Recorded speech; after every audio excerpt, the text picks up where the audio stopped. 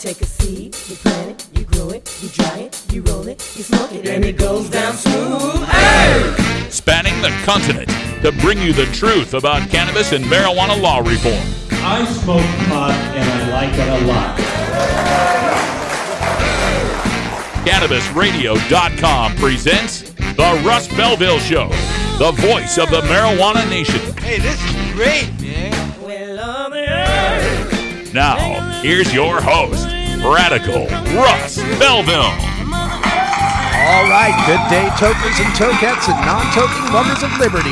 It is Monday, March 28th, 2016, and it's got to be 420 somewhere in the world.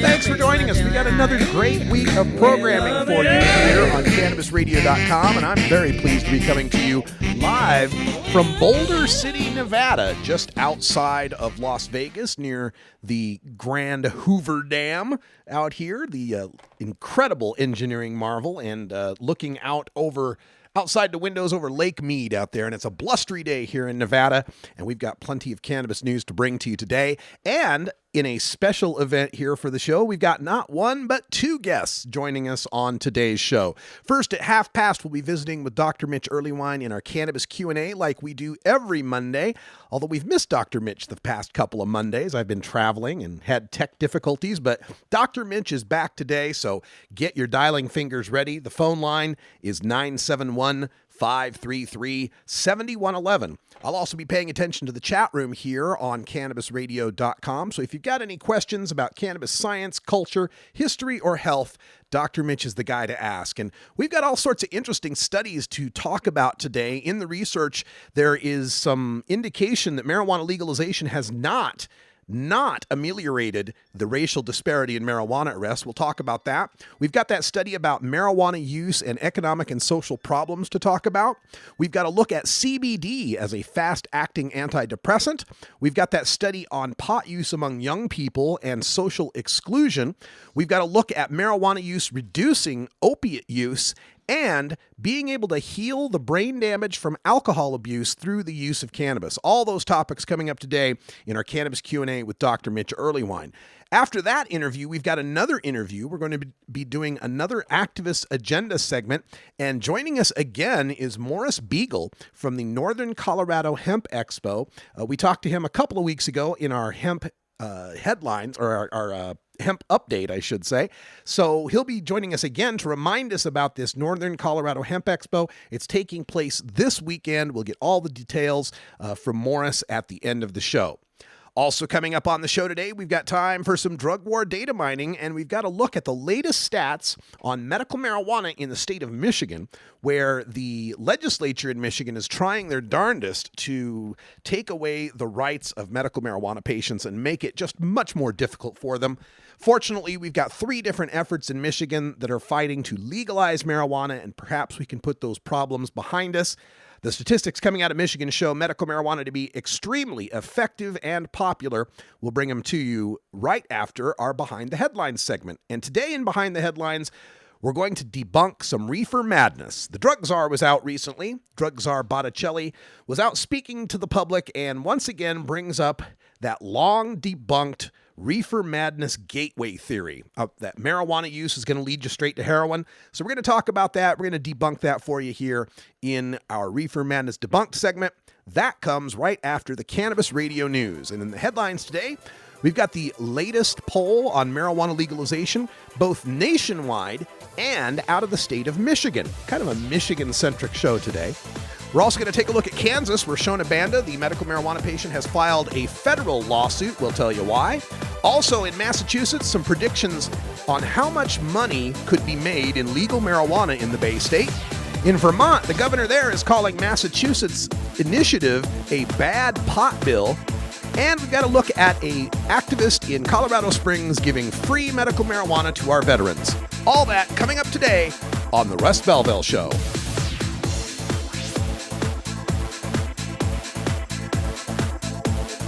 This is the Russ Belville Show on CannabisRadio.com.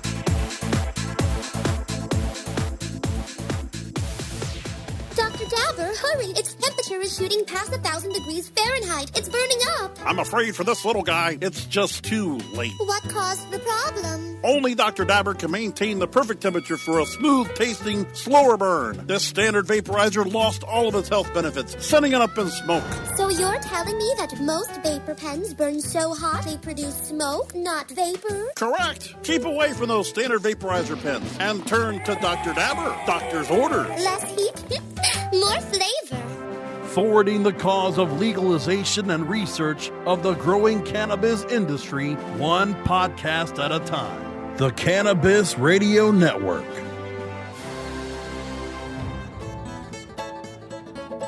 Are you playing an acoustic guitar but want to be louder without an amp? Try a resonator guitar. The fingerboard extension has National Resophonic and other resonators, square necks and round necks. Stop by the Fingerboard Extension downtown Corvallis at 120 Northwest 2nd Street today, or check out its inventory on the web at fingerboardextension.com. Go wild hog in the woods. You're not high. You're listening to the Russ Belville Show on CannabisRadio.com. What the hell are we paying you for? Are you stupid? Okay, maybe you're high, too. Ignite the conversation on some trending topics along the Cannabis Radio social media network. Join our crew of thousands on our Cannabis Radio page on Facebook or at Canna Radio, CANNA Radio on Twitter. Plus, look for our Facebook and Google Plus pages for all of our original programs and connect with Dr. Dina, Kyle Cushman, Dr. Mitch Earlywine, Nurse Heather, Doc Rob, the hosts of Ganjapreneur, and more. Connect with the growing Cannabis Radio social crusade at Canna Radio on Twitter or search for Cannabis Radio on Facebook, Google Plus, and Instagram and grow with us.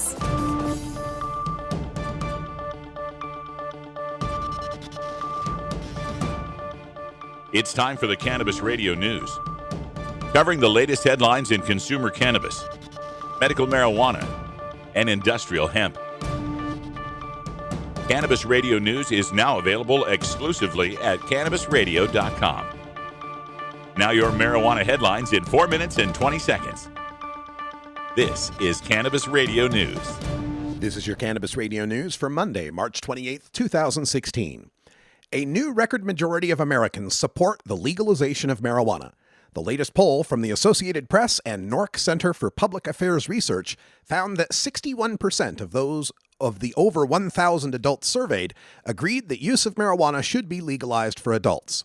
1/3 of those who support legal marijuana say there should be no restrictions on adult use, and about 1/4 say marijuana should only be available to adults with a doctor's prescription. The remainder, a plurality of 43%, believe that marijuana should be legal to all, but with limitations on purchase amounts. 62% believe that some form of substance abuse is a problem in their communities. Of those respondents, just over a quarter found marijuana use to be a, quote, extremely serious problem, compared to about 1/3 for prescription pain relievers or heroin, and over 36% for alcohol and other drugs. Another poll is out today showing 53% of Michigan residents would support the taxation and regulation of marijuana. The Epic MRA poll found that 45% would reject such a measure, with 2% undecided. That marks a 3-point increase in support from when 50% of respondents answered a similar 2014 poll. Kansas's Shona Banda has filed a federal lawsuit over local law enforcement actions regarding her medical use of cannabis to treat her Crohn's disease. Banda's 11-year-old son spoke up to correct a school official who was instructing his class about illegal drugs. When the school official referred to it as marijuana, Banda's son explained that it was properly called cannabis, and it was a medicine that helped his mother survive. Banda's lawsuit alleges that police and school officials improperly interrogated her son without her permission or presence. Banda also alleges that her civil rights were violated by the state of Kansas, preventing her from using the medical cannabis that keeps her alive. Banda is acting as her own attorney and seeks unspecified damages from the state of Kansas. Officials from Garden City, Kansas, and the state of Kansas have refused to comment on the pending litigation. The marijuana market in Massachusetts could top $1.1 billion annually by 2020, according to the latest predictions. ArcView Group and New Frontier, two leading cannabis market research firms, believe that the legalization of marijuana in the Bay State could create a thriving tourist destination for cannabis aficionados in the Northeast. The firms predict $300 million in sales the first year, 2018. That would triple to nearly $900 million in 2019. These predictions only considered the direct sales of marijuana and not the ancillary businesses sure to spring up to service the new billion-dollar market. Meanwhile, medical marijuana is expected to generate over $78 million in sales this year and should expand to over $240 million in medical-only sales by 2020. The governor of Vermont is warning that Massachusetts' pending marijuana legalization initiative is a bad pot bill. Governor Pete Shumlin writes in a blog post that, quote, now is the time to take a smarter approach on marijuana, end quote, noting that Massachusetts' 2016 initiative, quote, would allow edibles that have caused huge problems in other states, smoking lounges, home delivery service, and possession of up to 10 ounces of marijuana, end quote. Shumlin prefers the proposal in Vermont's legislature that, quote, allows none of that, end quote. Vermont's proposal would also not allow residents to grow their own marijuana at home, limiting adults to 1-ounce marijuana purchases at state-licensed stores. Shumlin writes, quote, if Massachusetts moves forward with their legalization bill while Vermont delays, the entire southern part of the state could end up with all the negatives of a bad pot bill and none of the positives of doing the right thing, end quote. Steve DeFino is the founder of the Veterans Farmers Alliance and is handing out ounces of free marijuana to veterans this weekend in Colorado Springs, saying, quote, I've talked to guys that are ready to kill themselves. They're ready to take their own life because they feel nobody is there for them. So this is a small way to say thank you for what you've done, end quote. DeFino says the effort costs him around $1,400 and will take place this Saturday at the Dab Lounge in Colorado Springs. This has been your Cannabis Radio News for Monday, March 28th, 2016. I'm Russ Belville. Growing green to generate more green. Hello to all you happy herbalizers, smiling trippy hippies, and everyone who believes in freedom and tolerance. This is The Grow Show, and I'm Kyle Cushman. From food to fuel, from remedy to resource. Welcome my guest, Ed Rosenthal, the guru of ganja. Let me ask you, right now I hear your lighter clicking. Are you smoking indoor or are you smoking sun-grown? What am I smoking? I'm smoking concentrate. Way to get out of the answer there. So you're truly like the king, right? You just clap your hands and somebody brings you a bowl and you're all set, right? I wish that were the case. The Grow Show with Kyle Cushman, only on CannabisRadio.com. You're not high. You're listening to the Russ Belville Show on CannabisRadio.com. They're bringing drugs. They're bringing crime. They're rapists. And some, I assume, are good people. Okay. Maybe you're high, too. It's time for Cannabis Facts about teen drug use from Robert Platshorn's thesilvertour.org. This message is supported by our donors and Hemp Inc., a public company poised to lead America's hemp revolution at hempinc.com. A recent survey by the U.S. Centers for Disease Control indicates that in states that have legalized medical marijuana, the rate of marijuana consumption among high school students has not increased. In fact, in legal states like Colorado, teen use has actually decreased significantly. It's simply no longer a big deal for teenagers in legal states. This was Cannabis Facts from thesilvertour.org, an educational nonprofit supported by our donors and Hemp Inc., a public company poised to lead America's hemp revolution at hempinc.com. Next to THC and CBD, you can now add CBR to your cannabis vernacular. CBR as in CannabisRadio.com.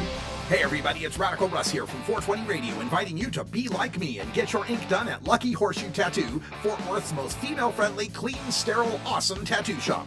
Thomas and his crew are true artists who can design you a custom piece or use a design you bring in.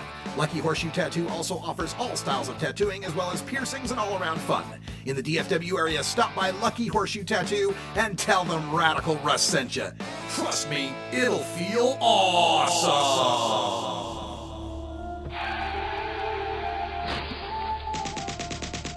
Marijuana is an addictive drug which produces in its users insanity, criminality, and death.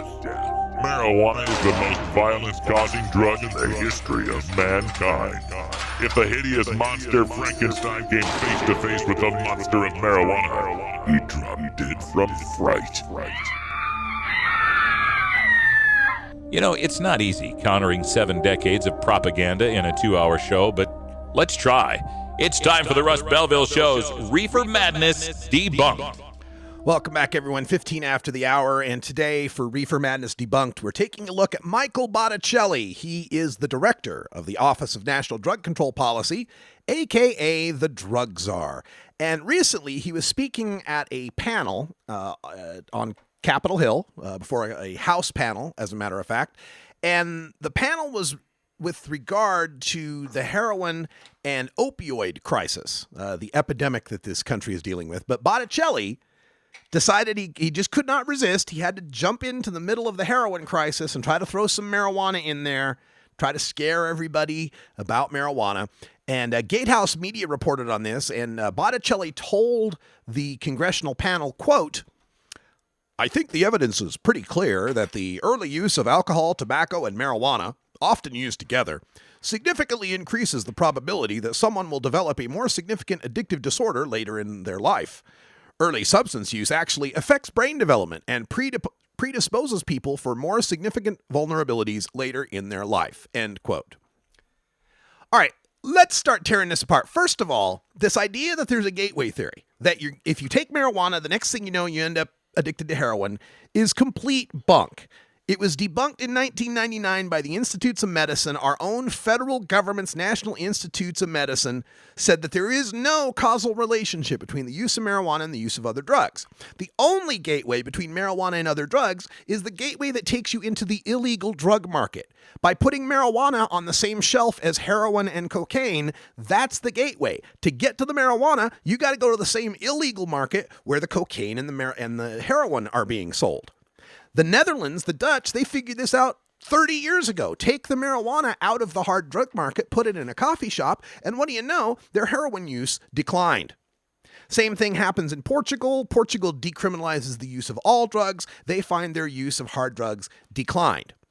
And this addiction theory that it's some sort of disease that affects your brain development has also been debunked. This is the idea that once you start marijuana, you've primed your brain to enjoy pleasure.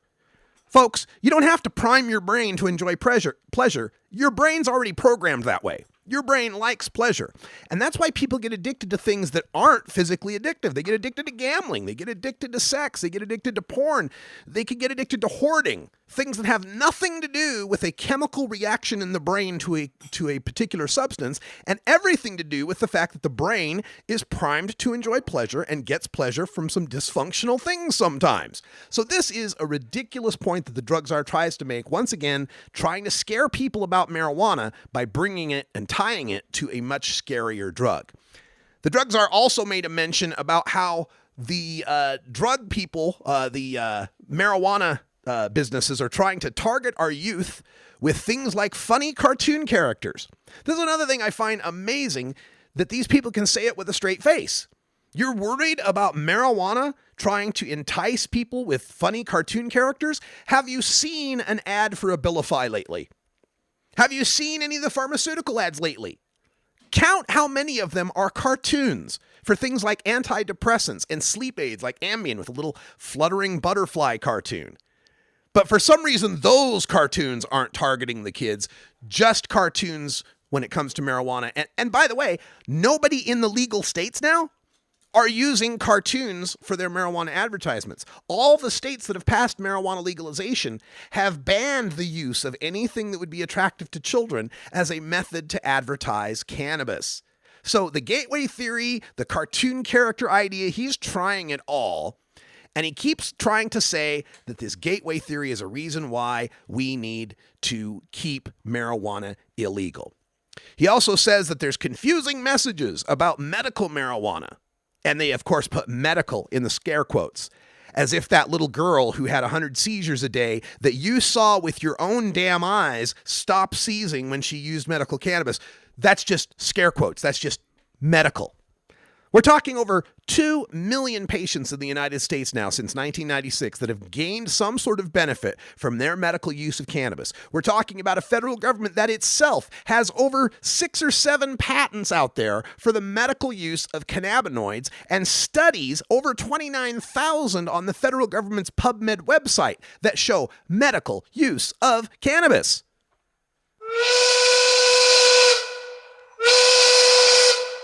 Oh, gnarly! It absolutely is gnarly, Mr. Spicoli.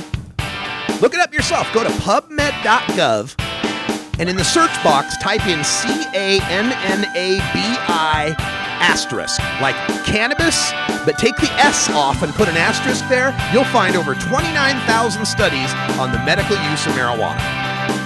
We're going to take a break. We'll be right back with Drug War Data Mining right after this. Great websites today need expert web design and development and need to be e-commerce ready and mobile friendly. But building a marketable and profitable website can be an uphill climb. Ready to make your new website or replace your existing website? Think Orange as the new way to get in the black. Orange Hill Development works with Fortune 500 companies and offer the same top quality development service at a fraction of what other providers charge. Brands like Absolute, Carlsberg, and Nestea trust Orange Hill Development. Find out why you should trust your website with Orange Hill. Contact Orange Hill for a consultation today at orangehilldevelopment.com. Keep your cannabis cravings under control. Feed your mind with CannabisRadio.com. With over 6 years of experience in the industry, New Era CPAs is one of the nation's leading cannabis accounting firms, helping hundreds of growers, dispensaries, and ancillary companies with their tax, legal, and business strategies. New Era CPAs offices cover the West Coast from Seattle to San Diego, and their skilled team is always available to help you take your business to the next level. Visit neweracpas.com for more info and set up a consultation.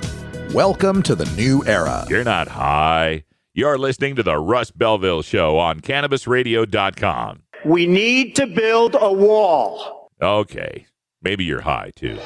Chronicling the latest cannabis industry news and headlines. Well, with 4 states with tax and regulate and the District of Columbia. The state of cannabis. Oh my God, it's refreshing. We have people that generally wouldn't speak on behalf of cannabis for fear of retribution, fear of losing your practices, fear of many of those things, and find ourselves in a place that we finally can. Bringing you fact-based news and views and keeping listeners on the pulse of what's happening in the industry today.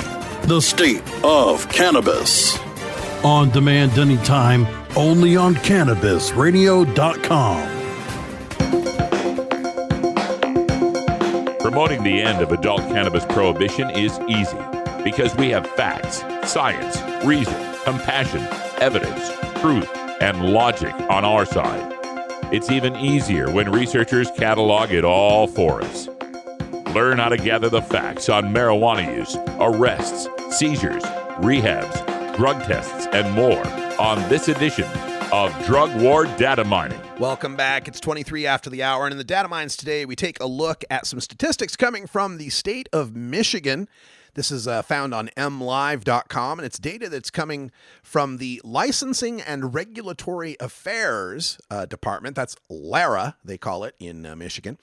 And some interesting data with respect to medical marijuana. And the first one is a bit of trivia you may not have realized, and that is Michigan has the most registered medical marijuana patients in the United States. Now, I know you're saying, wait a minute, California's got to have more than Michigan. Yes, California has more medical marijuana patients than Michigan. The key to that phrase is registered. California doesn't have a statewide registry. So of all the states that have a statewide registry, Michigan is the state with the most registered medical marijuana patients at 182,091. So a shade over 182,000 medical marijuana patients in the state of Michigan. Back in 2012, the number of medical marijuana patients they had was 124,000. So they've increased by almost 60,000 more patients. They've almost increased by half the number of medical marijuana patients they had from just 4 years ago.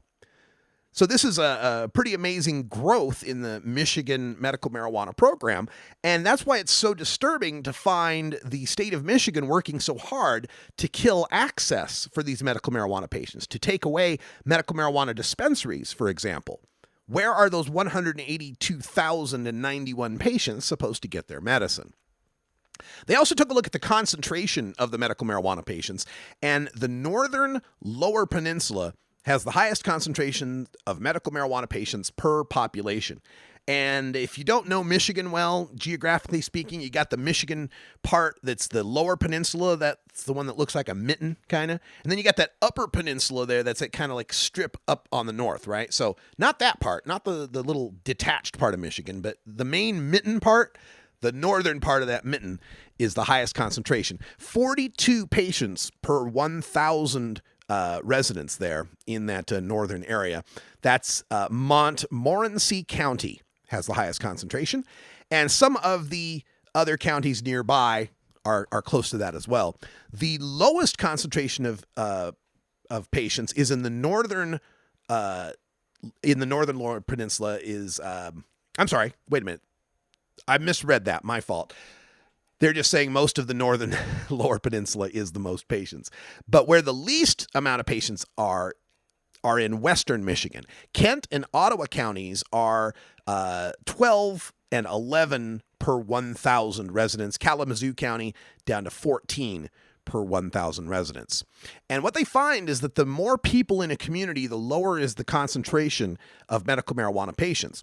Wayne County in Michigan, that's down in the Detroit area, and your big metro areas there, has the highest number of patients, just about 25,000 patients in that county. But because there's so many people in that county, it only has 14.7 patients per 1,000, the seventh fewest in the state. Of all the major counties in Michigan, only Genesee County, fourth in population, is in the top 10 of concentration. They're fourth in the total population of patients, ninth with 30.3 patients per 1,000 residents. And the number one statistic here, and this is one that you'll hear seized on by our opponents often, and that is for which conditions are people registering for medical marijuana? And the number one condition in Michigan for medical marijuana use is severe and chronic pain. 92.86%, nearly 93% of the patients are getting it for pain. And this is where our opponents will seize on a stat like that and they'll go, oh, see, so-called medical marijuana, they're just getting it for a headache. They're just getting it for a backache. They're just getting it for pain.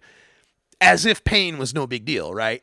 But yeah, they try to fool people by saying, see, they're not really getting it for cancer. They're not really getting it for AIDS. They're getting it for just quote unquote pain. Well, here's how you debunk that. 92% are getting it for pain. 23% are getting it for muscle spasms, about 9% for nausea, 4.5% for cancer, about 3% for PTSD. And have you thought for a second, wait a minute, Russ? That's over 100%. Well, good catch. Exactly. It's over 100% because people can qualify under more than one condition.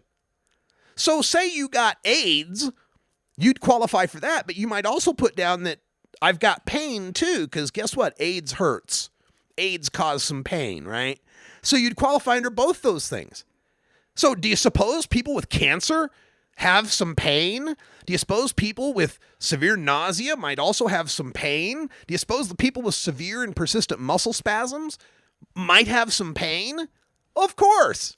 Pain is the number one symptom of almost any condition that you can get medical marijuana for. Hepatitis C, Crohn's disease, wasting syndrome, Alzheimer's, ALS, nail patella, any of those things could also have pain that attends it.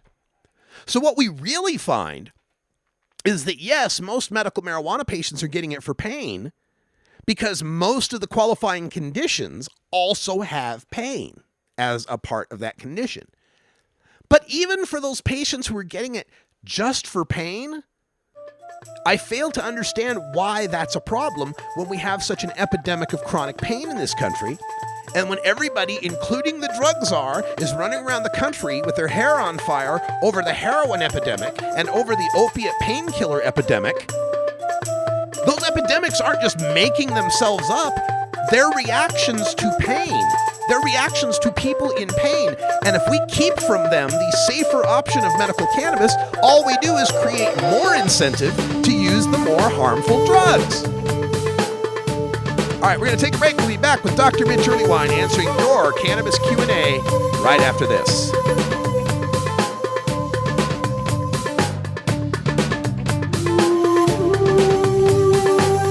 This is the Russ Belville Show on CannabisRadio.com.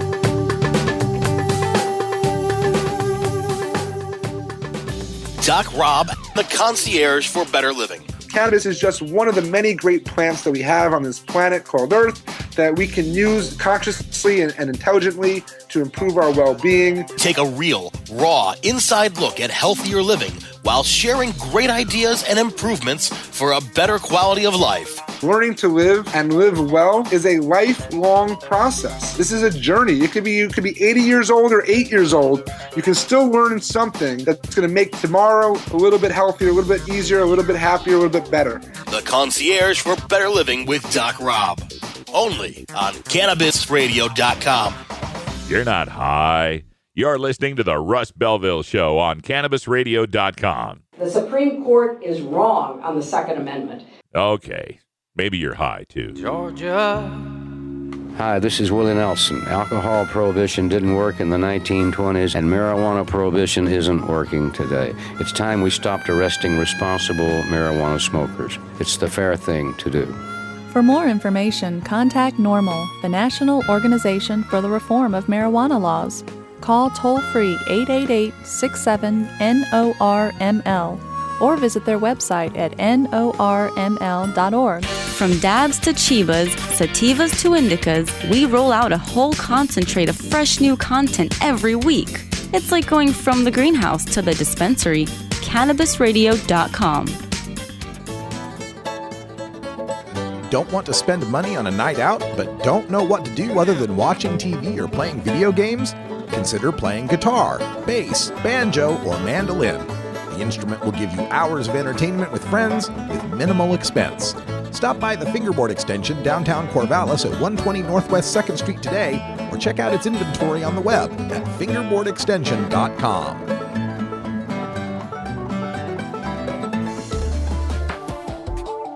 It's time for the Russ Belville Show's Cannabis Q&A with Dr. Mitch Earlywine.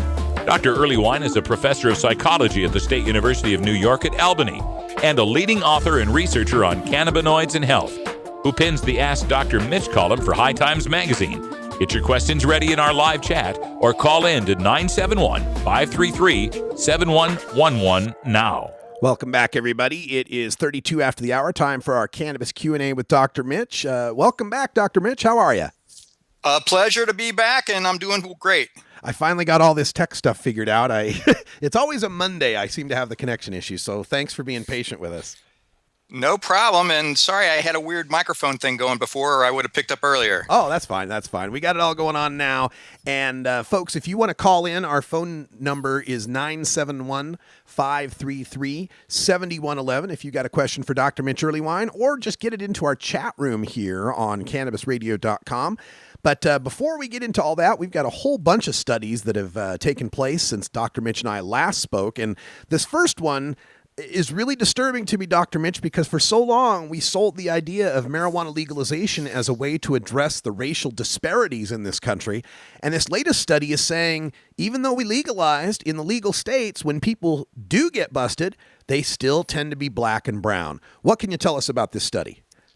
Well, it's intriguing because I was disheartened too, and I've talked to some law enforcement officers who are trying to, make some sense of this without it sounding racist. They emphasize that folks of African American or Caribbean descent or Latinos tend to deal more outside, and they're saying that might be a source of it. But they're still literally more than twice as likely to get arrested, and it breaks my heart. I really thought that legalization was going to have a big impact on this. I did get a call from Rosalie Pacula, an economist at RAND, and she said it's actually, comparable to some of the things that are happening with other arrest rates for other crimes, though. So we shouldn't, lose heart, and we just got to work hard and make sure that, folks get the opportunity to do what they need to do and live the lives they need to live. So the bright side is that marijuana arrests are no more racist than the rest of them? Isn't that a heartbreaker? Oh, Yeah. God. All right. Well, we'll keep our eyes on that. And I do believe that, this also dovetails into discussions we've had about the whitewashing, they say, of the green rush, and how some of the marijuana legalization laws tend to be racist in discriminate against people who've had previous convictions from getting licenses, or they'll have, like Oregon's law has this really vague character reference, like if they have good character that can work against minority applicants. Have you heard that yourself, and what do you think about that aspect? Indeed, and even when you start thinking about what's required in order to start a cannabis-related business in these tax and regulated markets, clearly, folks with money are just going to have a big advantage, and it's really rough. Yeah. All right. Let's get to this other one. And I discussed this last week on the show, and I have a feeling you're going to think the same things I thought about it. But it's the study, and it's caught wildfire on the web. It's on Newsweek now, that regular marijuana use as a younger person is linked to economic and social problems as a middle-aged person.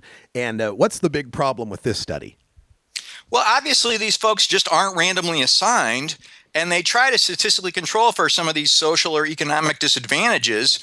But obviously, you can't really draw any kind of causal conclusions, and I wish they had done a better job at measuring some of the other drug use, some of the alcohol use, and things like that they did even with the cannabis use.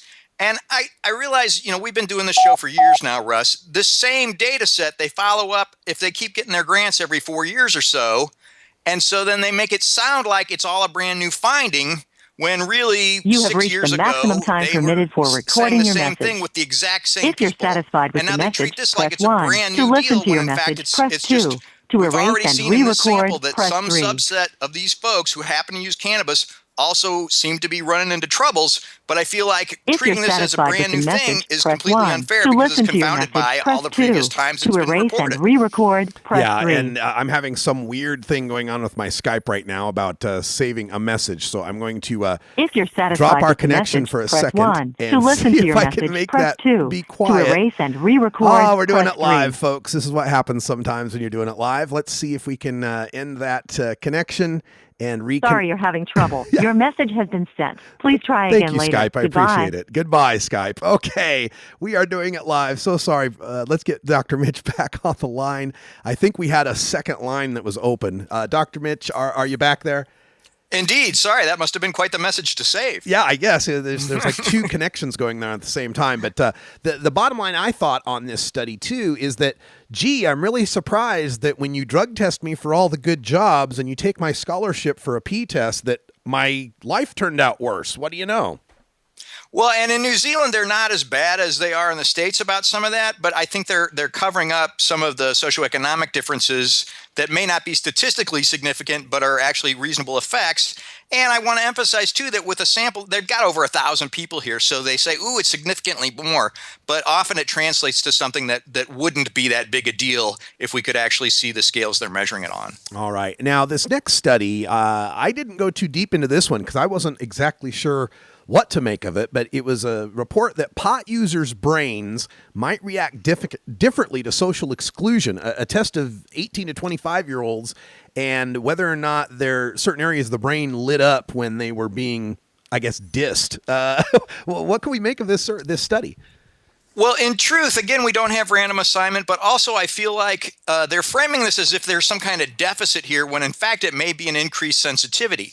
The folks go in and then they play this game where basically you're playing ball with two other people in the virtual world, or so you think, and those two start throwing the ball back and forth and skipping you, right? And then they say, ooh, the cannabis users had this different function in this certain area that we didn't really expect, and it's the insula. Nobody would expect the insula to be involved with anything as far as cannabis users are concerned. We're always talking amygdala, hippocampus, stuff like that. So I feel like they just took a giant scan and looked every single place they could, and sure enough, ooh, it's the insula. So I wouldn't make too much of this until the replications come in, but then they say, ooh, marijuana users might be less conscious of social norms. No, to me, this suggests they're much more sensitive, that in fact, you're a little bit paranoid when the other guys start playing ball without you. Yeah. And I also wondered how that might tie into the the demographics of marijuana use, how it tends to peak between 18 and 25 and then afterwards declines. And I wonder, maybe as a new young person, a new young adult, when you're feeling those social anxieties, the cannabis use reduces that fear for you. But as you get older, you're more accustomed to social situations. You don't need it as much. I didn't know what to make of it. It's intriguing because that link to social anxiety may really be a important component here. I think you're onto something, Russ. All right. Let's take a look at this one, as a lot of people have been talking about CBD use. And this report says that CBD's fast-acting antidepressant effects could hold promise for those struggling with depression. So is that a possibility? We could be looking at CBD as an antidepressant? I'm blown away by this. And obviously, it's still in the rodent stages, but I'm always a big fan of psychotherapy for depression, but if you're on a medication, psychotherapy makes it better, but it still takes a couple weeks to kick in. And this looks as if the cannabidiol might be acting more quickly, at least through that 5-HT sort of mechanism. But I also want to emphasize that the SSRIs and some of the other medications for depression can be super nauseating. So people, go on for a few days, then they got to go off because they can't stomach it. Then they try a second one, then they try a third. And if everybody can take CBD without any almost everybody can take it without any weird nausea or reaction. So I super optimistic about this. I hope this pans out. Oh, we'll keep our eye on that. Of course, there's been a lot of discussion in America, and we just recently did a story on the Vermont governor pointing out the opioid overdose rates in this country, the heroin addiction epidemic that people are talking about.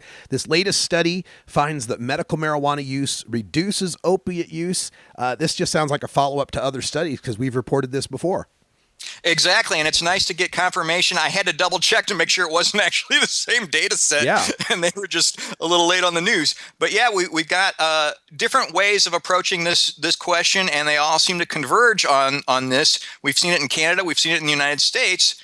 I can't find a stronger argument for medical cannabis, particularly given all its other wonderful effects. So I sure hope that legislators are paying attention. And this other study also seems like something we've mentioned before, and that's cannabis being able to help the brain cells, heal the brain cells that are damaged by alcohol abuse. And this was neat because it went a step further and looked at that CB2 receptor and its involvement. And so it seems like, we're just in the animal phase here, but we've seen some converging evidence with the neuropsych findings in alcohol and cannabis users in humans. And now we've got a pretty detailed mechanism here. I feel like, CBD can hit the CB2 receptor in certain circumstances. It may be just cannabidiol. It wouldn't even be psychoactive. I wish we could get a clinical trial of this up and running, but, good old Schedule 1, this is going to be a real long time before we can get the answer. Well, those last two studies kind of follow up on something we discussed last time we talked, and that was how, when kids have problems with weed, the first thing we do is exclude them from social activities, take them out of the extracurriculars, like the worst thing we could do for them. And these other two studies kind of point to two other opposite things that we do than what we should do. When we find medical marijuana reduces opiate deaths, why are we forcing people with opiate prescriptions to have to take P-test to go off of medical marijuana? Even was it the FDA or it was the CDC that recently said that was a bad idea. And then this one with alcohol and marijuana, all the states that have legalized keep trying to say wherever there's marijuana, there cannot be alcohol. Wherever there's alcohol, there cannot be marijuana. Seems to be harm increasing rather than harm reduction. It's funny because we're sort of pitting the drunk driving literature against the brain the brain development literature. So in fact, there is an oddball synergistic effect with cannabis and alcohol in driving. So even back in the 90s, the data coming out of Amsterdam were suggesting that, it's not a good idea to do both of these and drive. And in truth, alcohol and driving just don't mix. But we've got an opportunity to preserve function that alcohol might dissipate But unfortunately, it then makes the drive home more difficult. So I'm looking forward to starting a taxi company or something. There we go. The Duber for Uber, Uber Duber, whatever. Yeah. There we go. Well, folks, make sure you catch Dr. Mitch Earlywine's podcast. It's here on CannabisRadio.com. It's called Burning Issues, and he spends an entire half hour talking just like this, going over the nitty-gritty of the scientific and research and cultural details of cannabis. If that's your bag, that's what you'll want to get into here on CannabisRadio.com, the Burning Issues show. And if you felt nervous or shy about calling in, we totally understand that. You can get your questions in anonymously if you like by emailing 420research@gmail.com. That's 420research@gmail.com.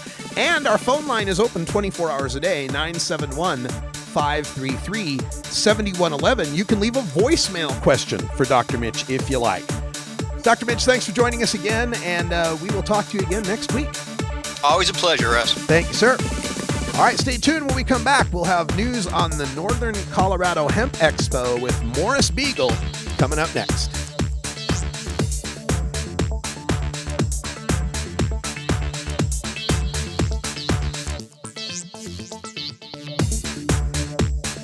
This is the Russ Belville Show on CannabisRadio.com. The next generation of vaporizers has arrived. Vuber vaporizers are blazing the way with unparalleled technology for oil, concentrate, or dry flower pens. Providing unsurpassed customer service and expert craftsmanship, Vuber vaporizers use cutting-edge technology, providing a power-packed, smoother vapor with a lifetime guarantee. Experience vaporizing the way it was meant to be. The Vuber way. Legal to listen to all over the world. We're just not sure about France. CannabisRadio.com. Coming soon to a city near you, Cannabis Finance Boot Camp. Get all your cannabis accounting, legal, and compliance questions answered by their knowledgeable panel of industry experts who want to help your cannabis business boom. Whether you're a grower, dispensary operator, or a newcomer to the field, your cannabis business needs Cannabis Finance Boot Camp. For information on upcoming events, visit CannabisFinanceBootCamp.com. You're not high. You're listening to the Russ Belville Show on CannabisRadio.com. As it relates to my brother, there's one thing I know for sure. He kept us safe. Okay. Maybe you're high, too. Tommy Chong is ready to cut through the smoke and change the tone of Tilk Radio. You know, during Dance with the Stars, I started feeling discomfort. Yeah. And not only that, I was doing these old man smells. And it was kind of embarrassing because, you know, all the Dancing with the Stars crew, cast and crew, you know, they were all young kids. Yeah. You know, and then all of a sudden, this old guy would come along and do one of those silent farts, you know, that you don't know you're doing it. Yeah. And all of a sudden you smell, and everybody go, what the hell smells? And, you know it was me. And so I'd scurry off to the bathroom, you know, and that's when I knew that there was something wrong. The Tommy Chong Podcast, only on CannabisRadio.com. Welcome to my world.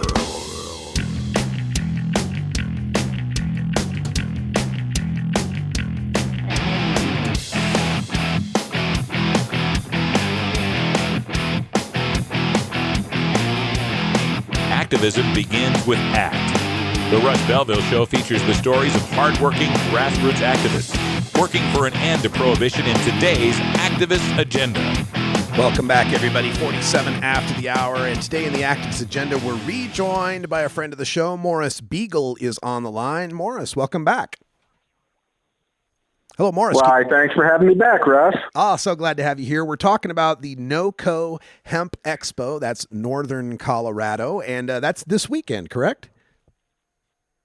Yes, it is. Friday and Saturday. All right, let's tell folks. You just give them an idea of what they can expect at the NOCO Hemp Expo this weekend. All right. Well, we've got 2 days. We've got Friday and Saturday. Friday is really the B2B industry day, and then Saturday is our general open to the public day. And we've got 130 plus vendors. We've got over 50 sponsors. Got over 70 speakers from all around the world coming in to talk about a variety of topics, including, the roots of the industry, how it all began, the seed situation that we're facing here in Colorado and around the country, farming, cultivation, processing, technology, science, genetics, and on and on and on. We've also got a lot of workshops. We've got building with hemp, cooking with hemp, juicing with hemp, crafting with hemp, making paper with hemp. Let's see, well, man, we've just got so much going on. It's great. We have an art zone where we're going to have artists painting on hemp paper, and a kids area that they can color on hemp paper. So this is we've got a Hemp Tomorrow stage. Morris, when you're referring to this as the Hemp Expo, then we're specifically saying the industrial type hemp, not hemp as a generic term for all cannabis. Right. We're talking about cannabis hemp and not cannabis marijuana. If we're going to separate, it's all cannabis. It's one plant, it's one battle. But what we're really fighting this side of the battle, which is a battle that it's been a real bitch to fight. The marijuana side of things has moved forward. There's a lot more money that's been invested in it, and that industry has had customers for a long time here in the U.S. And once things became legal, those customers just came above ground, and so did all the growers and processors and that whole, distribution network. So this side of it, it's really all about the industrial side and the nutritional side with the food and the body care, and now the CBD nutraceutical side, health supplements. And, that side of it is a lot more interesting to, a lot of your kind of marijuana connoisseurs, because they're into the medical side and all those benefits. And you can get a lot of those same benefits, with low THC or no THC. But obviously the THC for a lot of the medical side of things has that entourage effect, and you'll get better results depending on what the situation may be.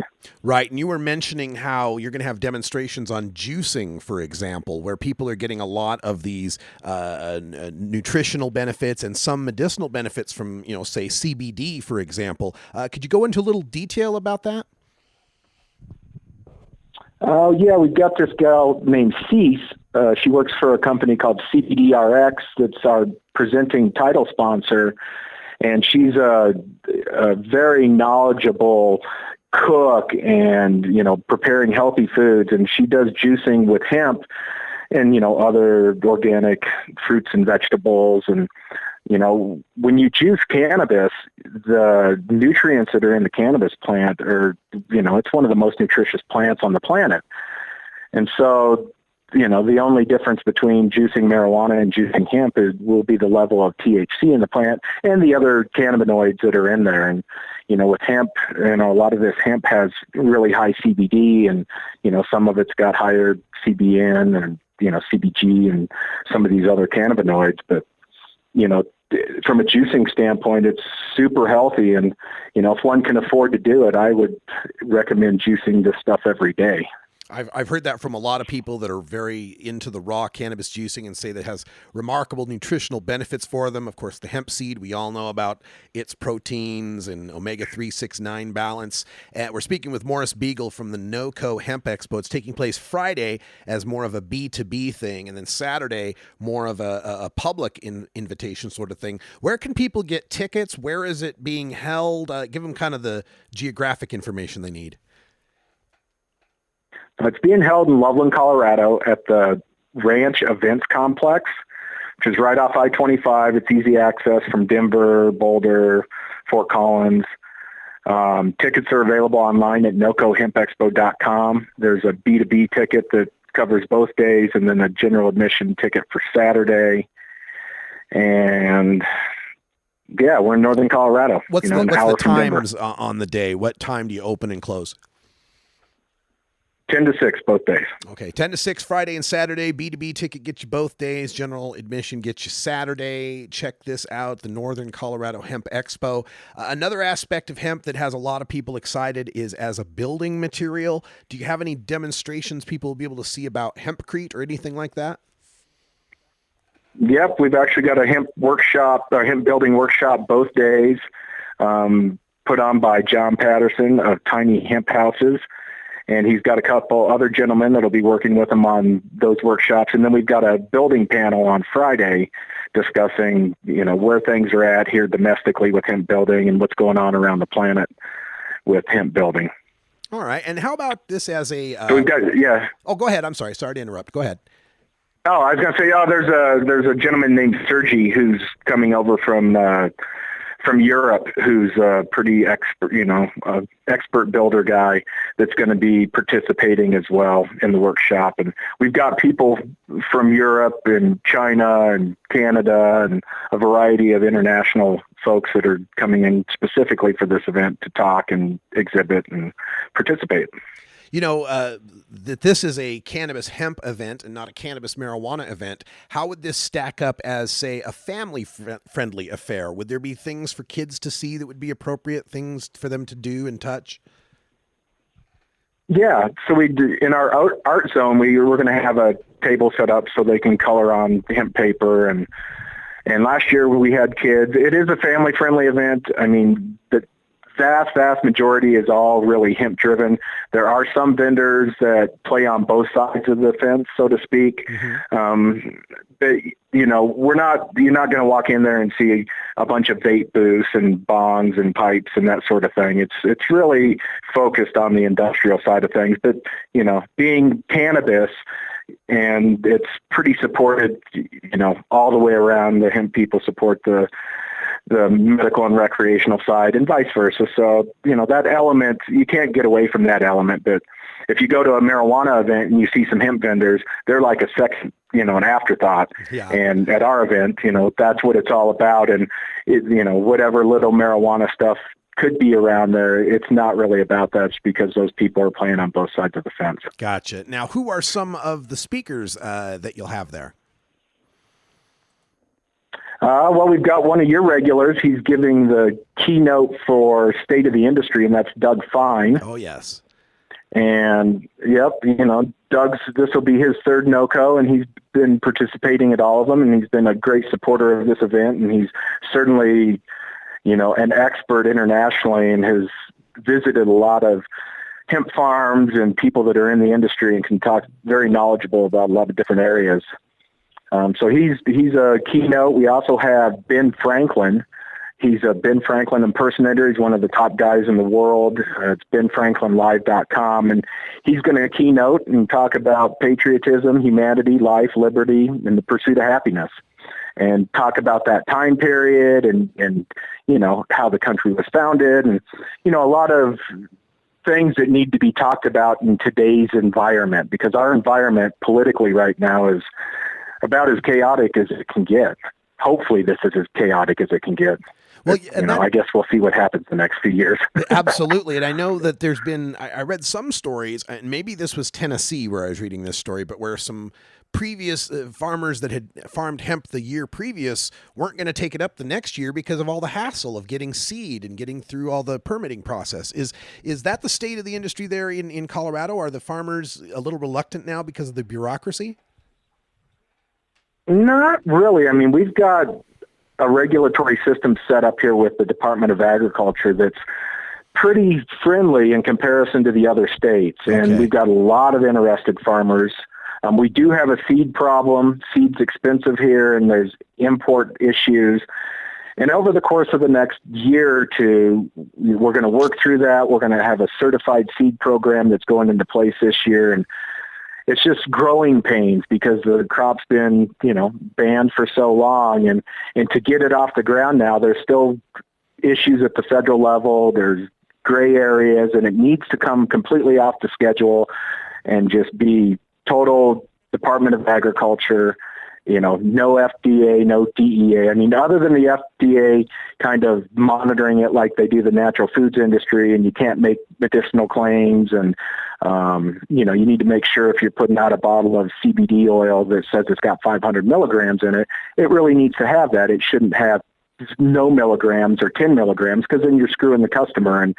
And that snake oil salesman aspect is something that the FDA will target. And, as long as we keep them at bay and this is marketed as, a natural product, a dietary supplement, at least on that end, that's a problematic end that kind of exists right now. But I think over the course of the next couple of years, all that stuff's going to get worked out. and, we'll be growing hemp all around the country. Oh, looking forward to it. Folks, it's the Northern Colorado Hemp Expo, NOCO Hemp Expo. It's a .com, right? Yes, it is. All right, NOCOHempExpo.com. Check it out. B2B on Friday, general public on Saturday. Morris Beagle, thanks for joining us and telling us all about it. All right. Thanks, Russ. Appreciate you having me on. You betcha. All right, folks, that's all the time we got for Hour 1 here, but stay tuned. Hour 2 is coming next here on CannabisRadio.com, live from Boulder City, Nevada. We've got some Bernie Sanders talk for you. We've got another stupid prohibition story, a drug tunnel in Mexico, cannabis sense, and more coming up next. For everyone here at CannabisRadio.com, I'm Radical Russ. Thanks for joining us, and until next time, take care of each other, tokers. This is the Russ Belville Show. The Russ Belville Show is blogging and podcasting daily at RadicalRuss.com. You take a seed, you plant it, you grow it, you dry it, you roll it, you smoke it. You take a seed, you plant it, you grow it, you dry it, you roll it, you smoke it. You take a seed, you plant it, you grow it, you dry it, you roll it, you smoke it, and it goes down smooth. Hey!